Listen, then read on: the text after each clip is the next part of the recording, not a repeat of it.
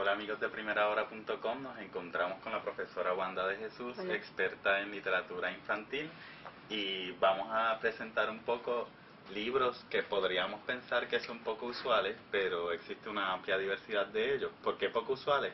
Por los temas. La literatura infantil ha variado muchísimo en las últimas décadas. Uno de los géneros de mayor crecimiento en la literatura infantil es el género de ficción realista. Ficción realista es muy fácil de definir. Ficción realista es algo que no ha sucedido. Cuando yo estoy creando un cuento de ficción realista, eso no ha sucedido, pero tiene todas las probabilidades del mundo de suceder.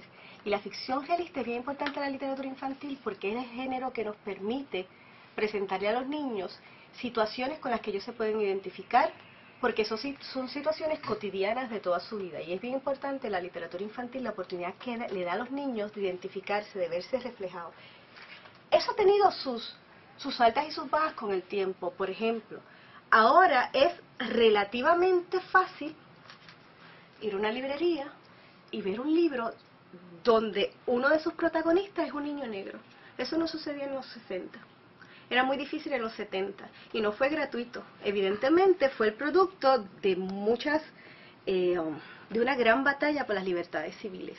Y ahora tú te lo puedes encontrar, pero antes no. Tienes este libro de Niña Bonita, que es un libro espectacular, que habla sobre... Es un halago a la negritud.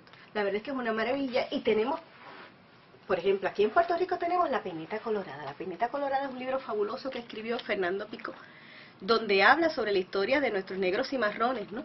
Y cómo se daba el proceso de solidaridad entre ellos. Y esa es nuestra historia, y es nuestra negritud, y es de todos nosotros. Otras cosas, por ejemplo, para nosotros es totalmente normal, por ejemplo, ahora este libro, que es un libro que se usa mucho en los preescolares, este es un libro donde el papá sale con su familia, ahí la mamá no aparece.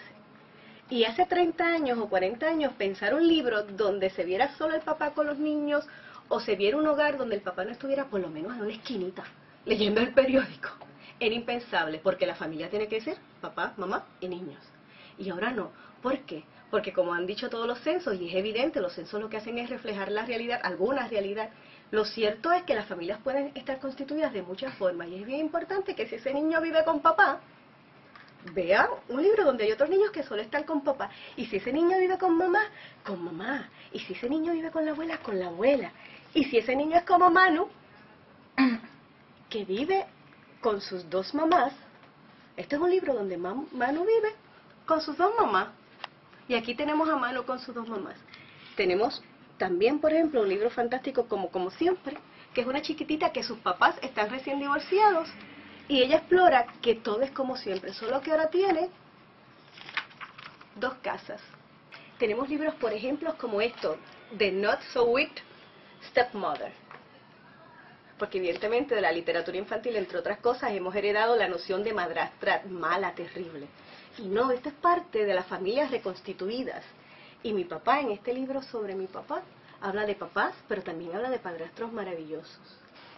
De la misma manera que estos son temas de los que no se habla en muchas ocasiones, estos son clásicos de los que no se hablan, que son los temas escatológicos. Los niños tienen una edad fabulosa, maravillosa, que reconocen su cuerpo y se encuentran con su cuerpo. Y de momento quieren saber qué sucede con el gran viaje del señor Caca. Y de hecho es un libro que se divierten y a la misma vez aprenden muchísimo, de verdad. Y claro, todos los niños nos hemos encontrado los dos boquetitos en la nariz. Y este es un libro en inglés, no está traducido al español lamentablemente, donde habla de forma maravillosa y con mucha risa, con mucha gracia, pero a la misma vez con muchos datos científicos, qué cosas maravillosas suceden por esos boquetitos. The gas we pass. Evidentemente usted sabe cuál es ese aire, que no son precisamente aires navideños, que a todos nos llega usualmente con la comida de Navidad, de hecho. ¡Puf! Ha sido tú, Tino. Todos sabemos qué es lo que supuestamente ha sido Tino. Y de hecho estos son libros que los papás nos sentimos, podríamos sentirnos incómodos con los niños, pero no. Cuando uno se siente incómodo con las funciones biológicas de los niños, le está diciendo a los niños, hay cosas de tu cuerpo que son malas, y de eso no se habla. Y es bien importante que los niños crezcan sabiendo que su cuerpo es una maravilla, y que su cuerpo tiene secreciones, tiene excreciones, y todo es un viaje científico maravilloso que podemos explorar.